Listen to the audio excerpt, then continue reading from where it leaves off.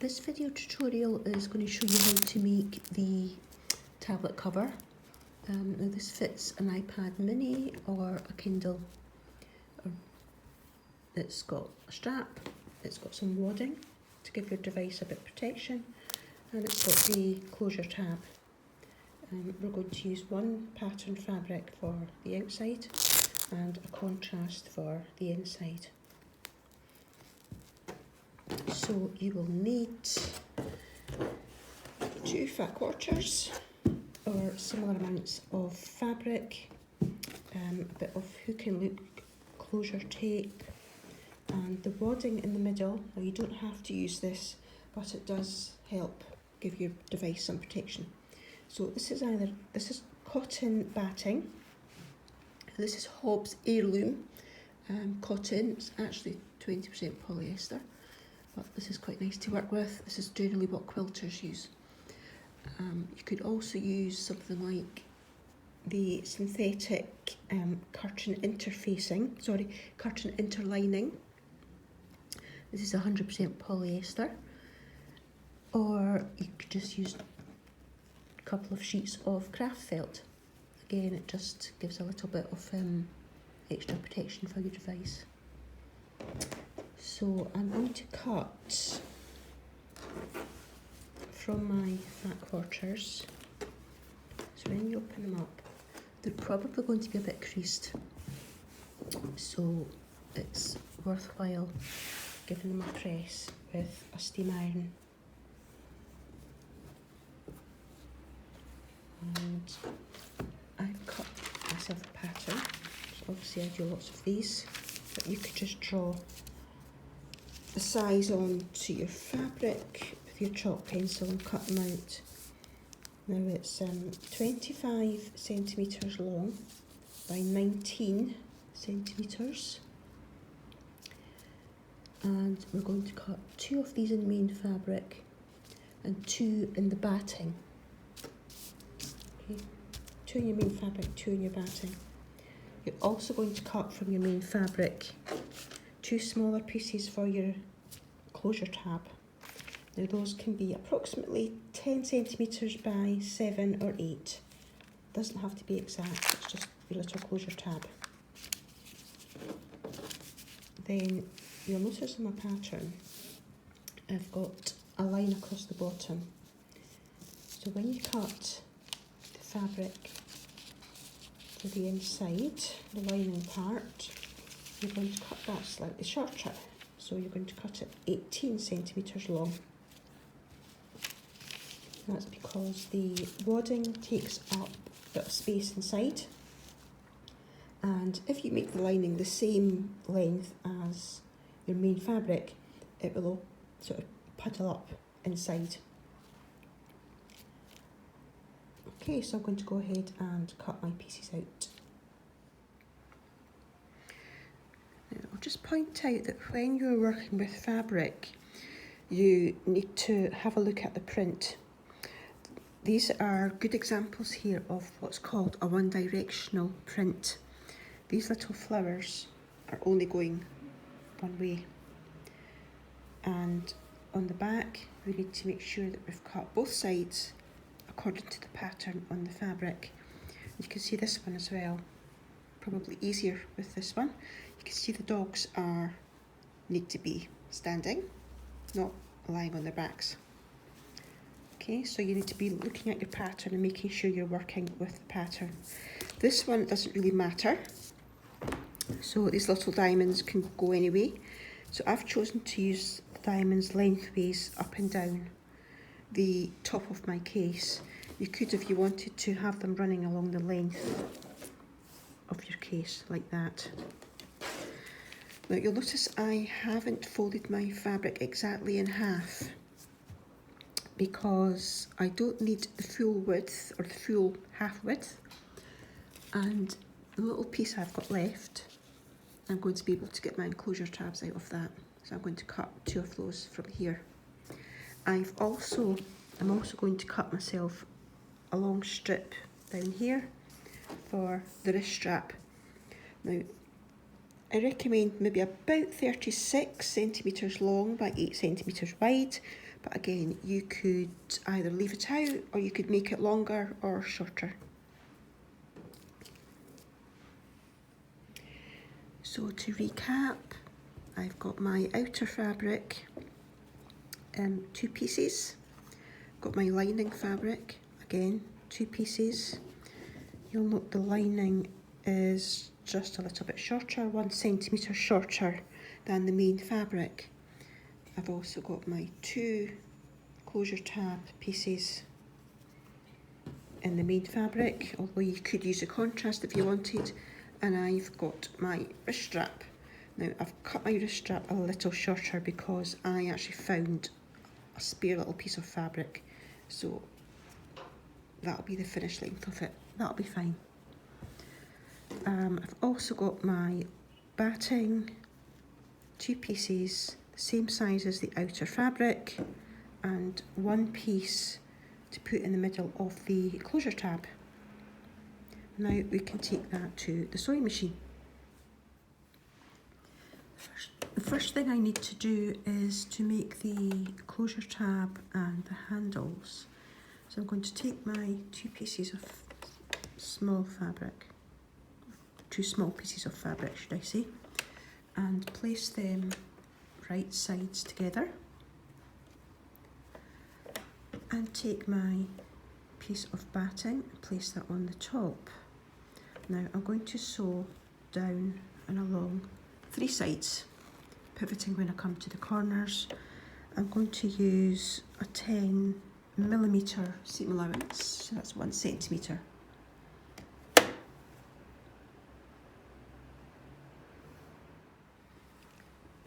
So I'm placing it under the foot, lining up with 10mm, reverse to start off with. You can see I've got my layers pinned together. So when you're working with multiple layers, they can slip. Sew to my corner, needle in, pivot round. In fact, I'm going to do one more stitch. Just take me further into the corner, pivot round, there we go, 10mm.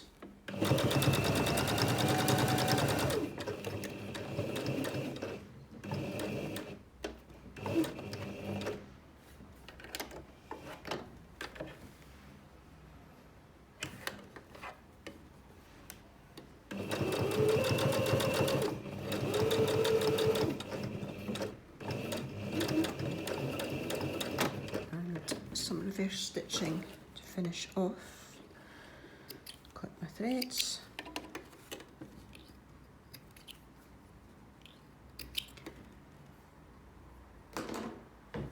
Then I'm going to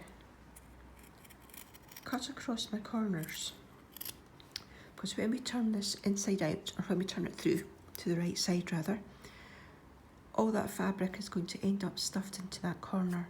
And that's how you end up with really bulky corners. So we can get rid of that excess. I can also take away a little of the batting, which again helps reduce the bulk.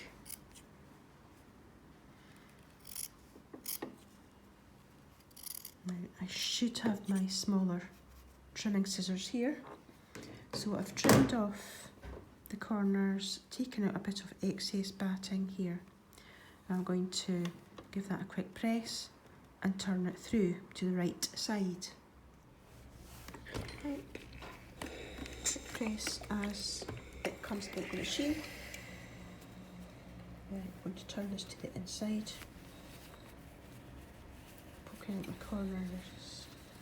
And to get nice square corners, you can use your bone folder if you have one, or a bamboo chopstick. Be very careful if you're poking at it with the tips of your scissors, you don't want them to go straight through. There we go, nice flat corners. And I'm just going to give that another little press to flatten it.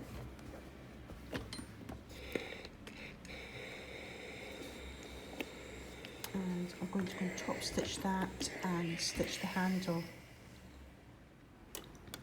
So I want to do a little bit of top stitching around the 3 sides. So I'm leaving the top open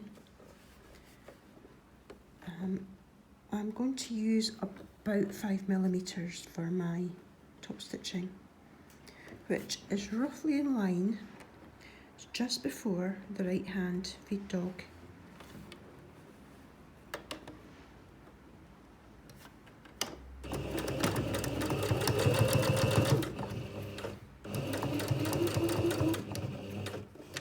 And again, because I'm getting close to the corner, I don't want to overshoot, so I'm using the hand wheel, and I think we need one more stitch.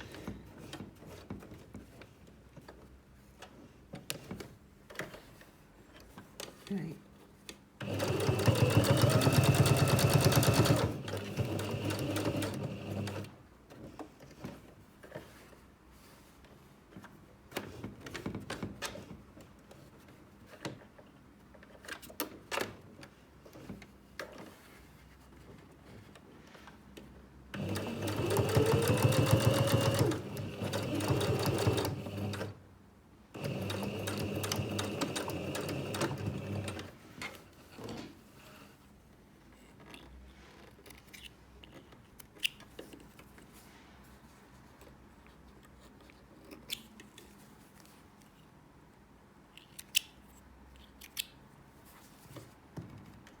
So there's my top stitched closure flap.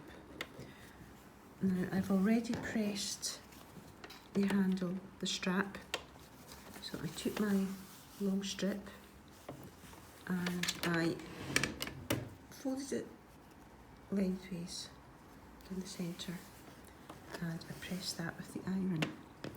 Then I opened it out and press the edges into the centre. I didn't go all the way to the centre this time. And then folded it again, bringing the folded edges together, and that's going to be my wrist strap. Now this is a bit shorter than the recommendation on the pattern instructions, but remember you can make it longer or shorter, or even leave it out completely if you want to. So I'm going to edge stitch right down these two edges. Obviously this one we need to do to keep these edges closed. This one just makes it look balanced and helps with the strength of the strap. So I like my little notch on my presser foot, which gives me a nice edge stitch, or you could use a zip foot, it's quite useful for getting a close edge stitch too.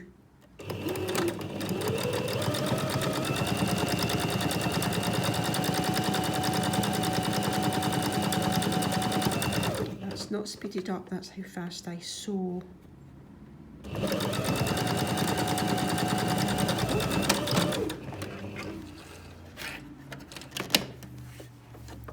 And the other side.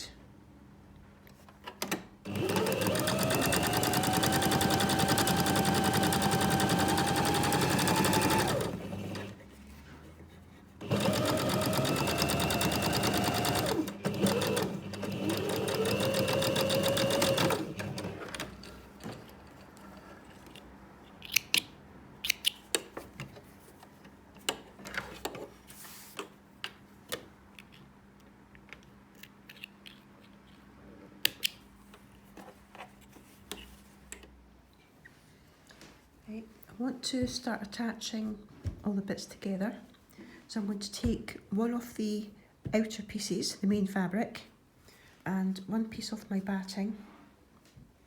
I'm going to lay the main fabric face up on the batting.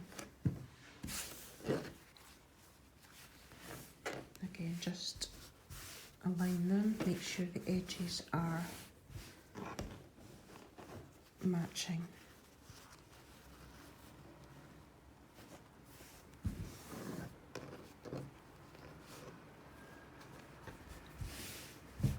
Right, now I'm going to take my closure tab, place it centrally along my top edge and pin it in place.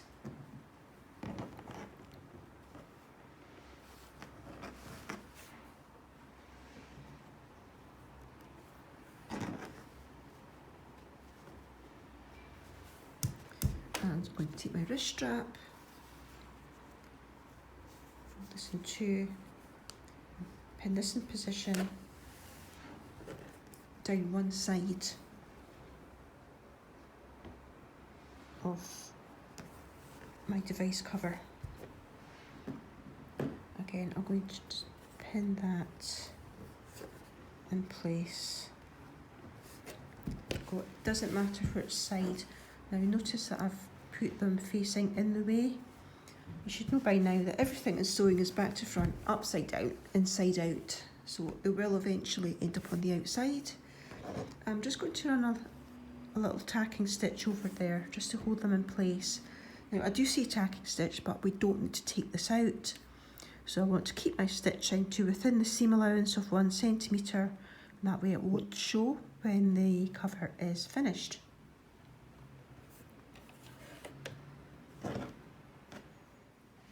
So to do this holding stitch, I'm going to use the edge of my presser foot as my guide for the fabric edge, because I know that my needle is about 7mm away from the edge. So by using that as my guide, when the cover is finished, this stitching is going to be in the seam allowance and you're not going to notice it. And I'm just using a regular stitch length of 2.5mm.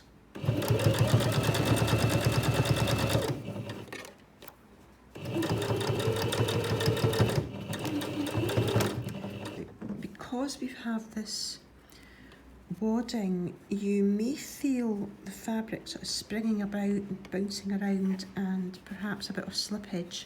So just keep your fabric together, hold your layers together and don't let it slip. Pin it well if you need to. So there we go, it's just stitched in to hold it.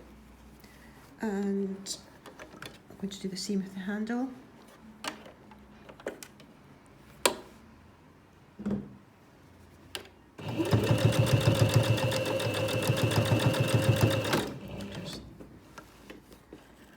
Once down and back.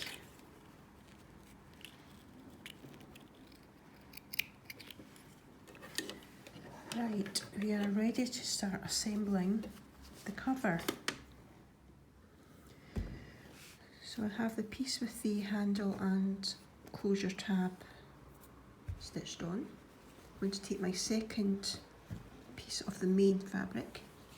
I'm going to lay it right side down.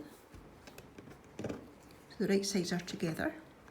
On top, take my second piece of batting and lay that on top too. So we now have a 4-layer sandwich. I'm going to pin and stitch around these 3 sides, leaving the top open along this edge. I've got all my layers pinned together. I'm now going to sew them 10mm seam allowance, 1 centimetre, little bit back stitch at the top.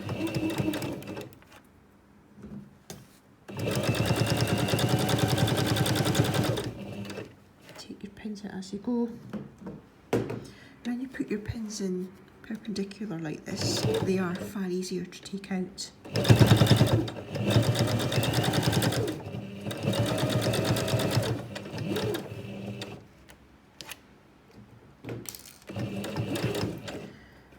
Again, I'm going to sew into the corner, leave my needle in and pivot around the corner.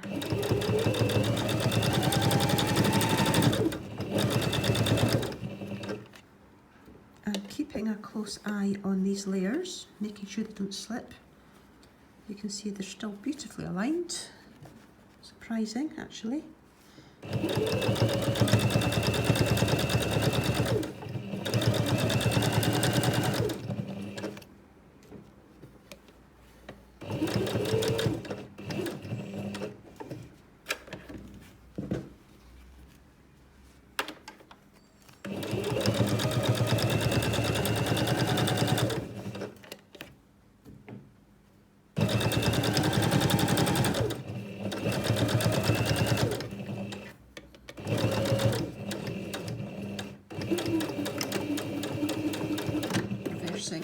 end.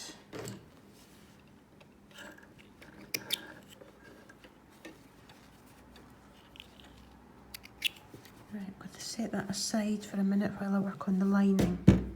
So we're going to take our lining pieces, place them right sides together.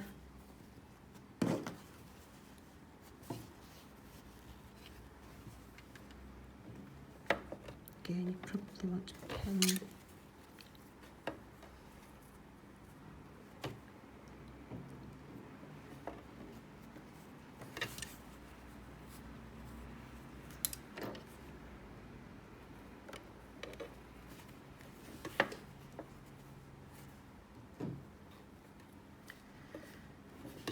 so I've left the top edge unpinned.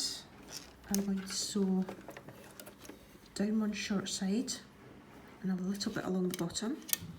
I'm going to leave a gap in the bottom for turning. I'm going to sew the remainder of the bottom and back up the second side. Again, using 1 centimetre seam allowance.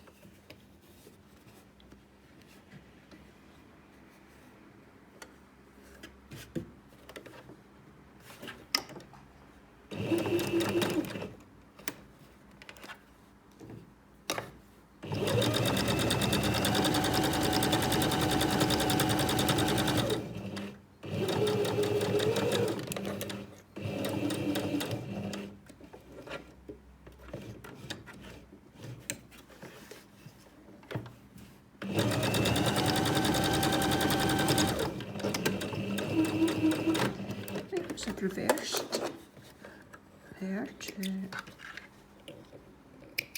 secure my stitching, leaving a gap and start again.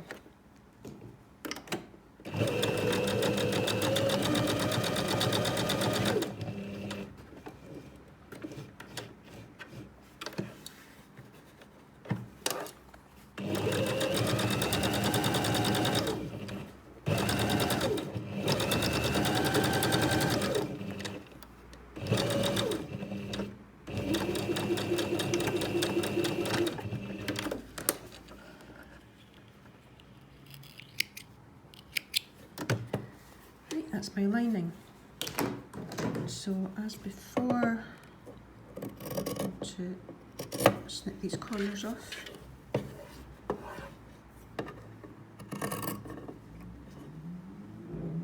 Careful you don't cut your stitching, but you do want to go fairly close. And I'm going to do the same on the outer.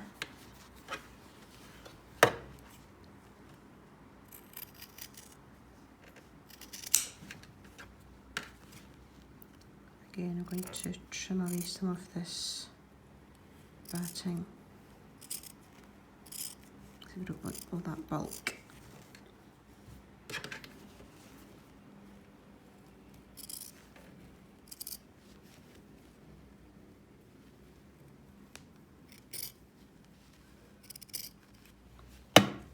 Again, I should have my small scissors for trimming.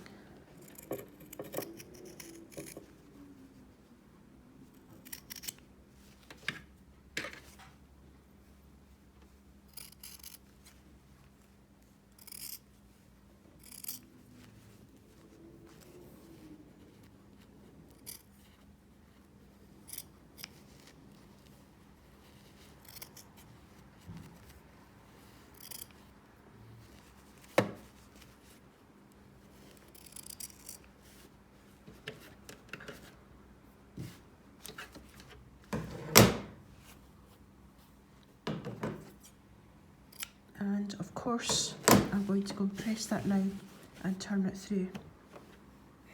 So first the lining, quite a little bit of steam just to melt the stitches. That is left the way it is.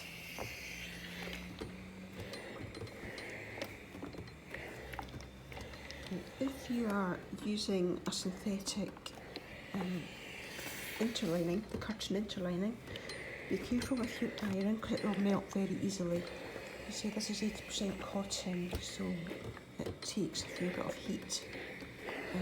But don't press too hard, you don't want to flatten all your wadding.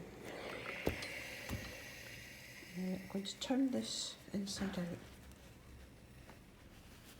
or rather the right way out. Okay. Fingers into the corners.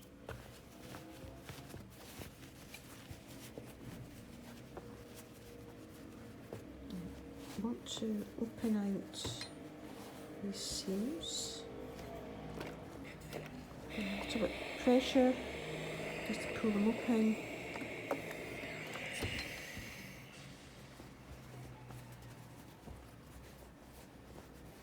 And on the bottom.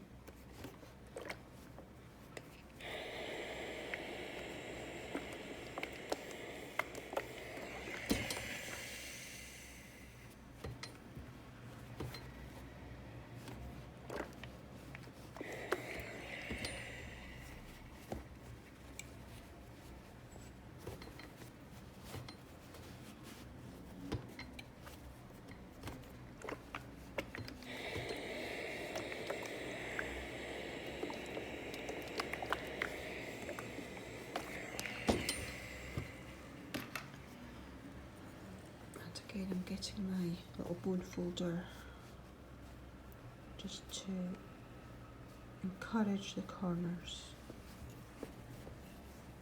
out a bit.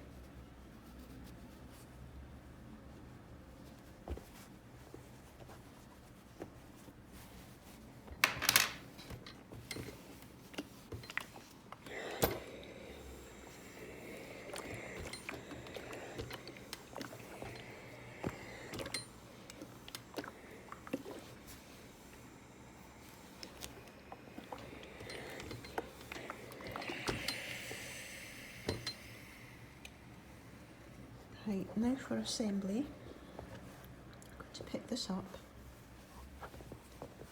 So the outer layer is the right sides out, lining is still inside out. So I'm going to put this into the lining so we have right sides together.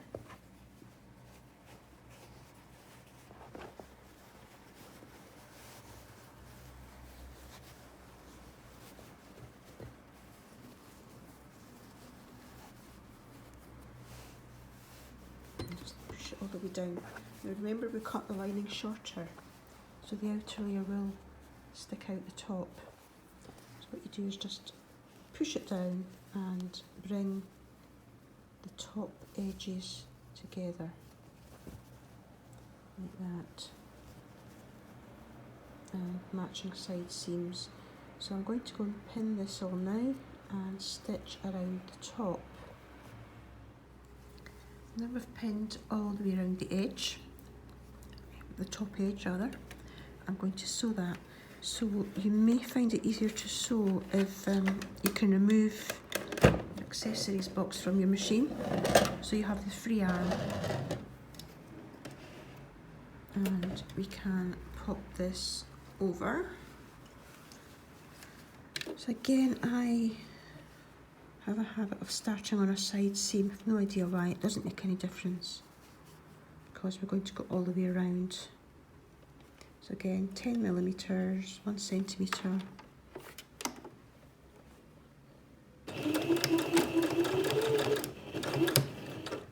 And again, you probably need to keep rearranging your layers, making sure that they're still together.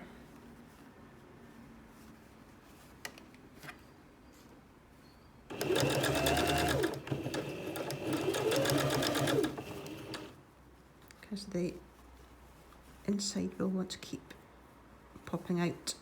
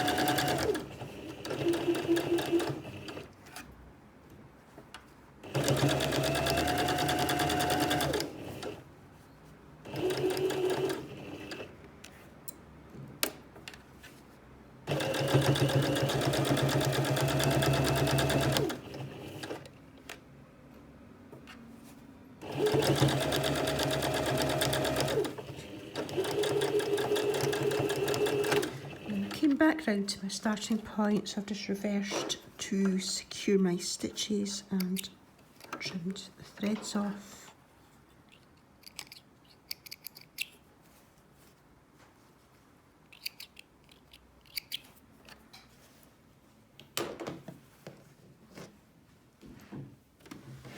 And now for the big reveal.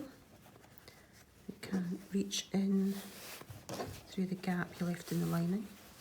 If you forgot to do that, just unpick some of it.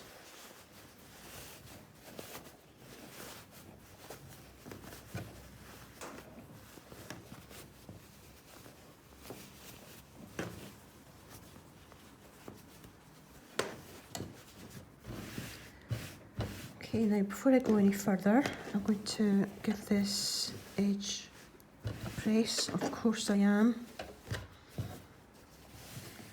To open out this stitching. That will enable us to do some nice top stitching around to give it a decorative edge. So again, put a bit of pressure to open out that seam. There we go, so it's lying nice and flat.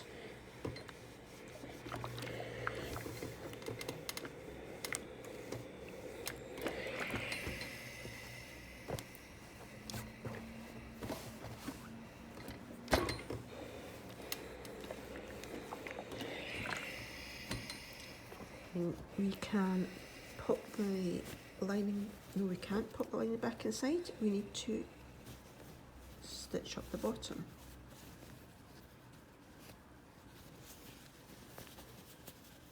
So,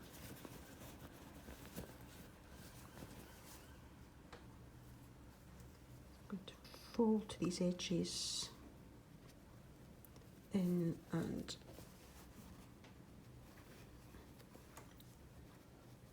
don't want to go in. There we go.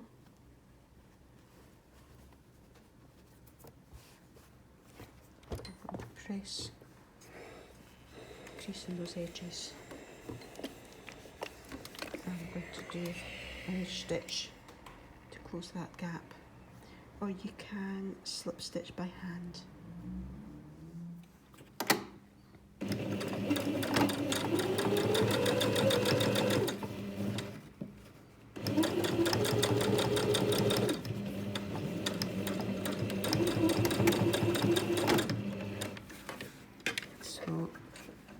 Very close stitching to the edge.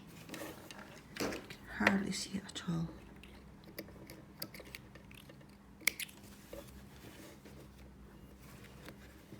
Oops, got a bit of a tangle of thread there. The thread got sucked through to the bobbin. I'm just going to snip that off.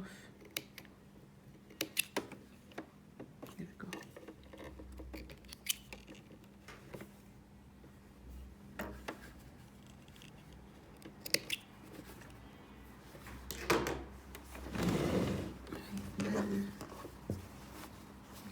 This down inside.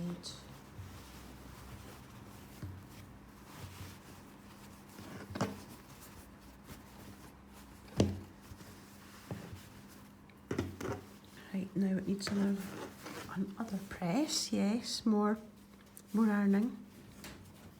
I want to flatten out this top layer. It's a bit rounded at the moment, so I'm going to flatten this out so I can do a fine top stitch around it, just to give a neat finish around the top, and then we're going to attach the velcro. So I'm going to do a little bit of a cosmetic touch here just to neaten this edge a bit. And it's fine as it is, but this will just give it a bit more crispness. So I have pressed the lining just inside, so I've got a little bead of fabric from the outside, and I'm going to stitch along where the two are joined. I'm using that the same as my guide, and that way it'll be even on both sides.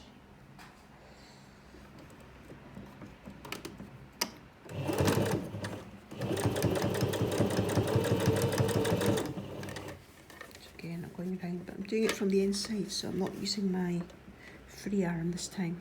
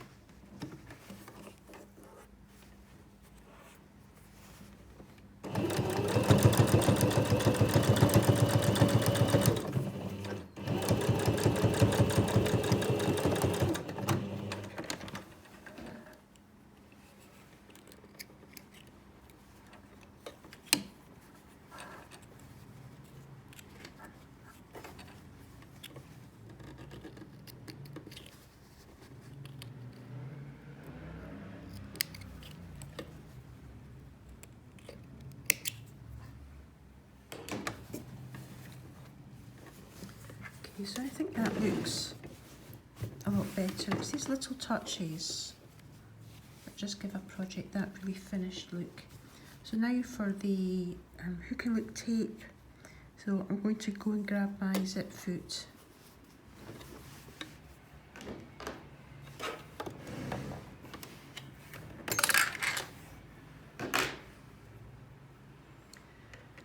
Right, popped my zip foot on using the left hand side of it, and I'm going to move my needle to its left position. Now I find that using a zip foot is really useful for putting Velcro on. This stuff is the work of the devil. It's quite difficult to sew otherwise. If you're trying to sew down the side using your standard foot, you have the foot sitting on the Velcro itself and it's rocking about and it's very uneven. So the zip foot enables us to sew down the side of the Velcro. So I'm going to position my first piece, and again you see we can, if I'm careful, I can actually have this aligned with my top stitching, which is already there, and I won't see any more stitching on the other side. So position the needle, and I'm just sewing down the edge of the Velcro tape itself.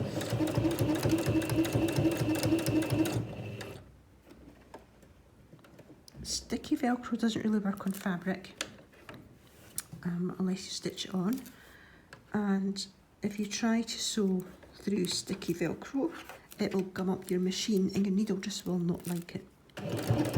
So you really do have to use the sew on Velcro. Other brands of hook and loop tape are available.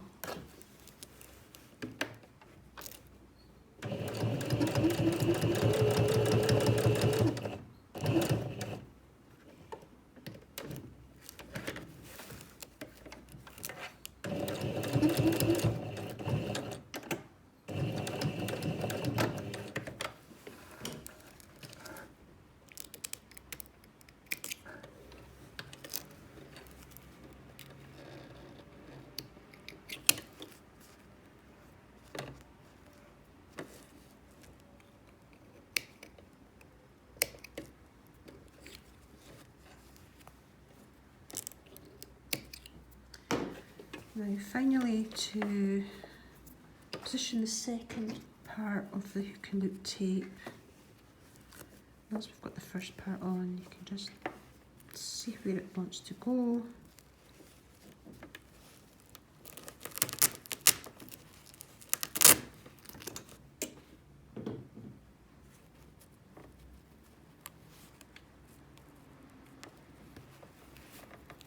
Oops.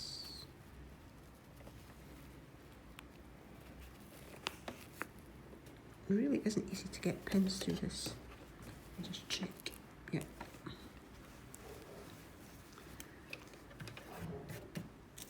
And this is a bit trickier.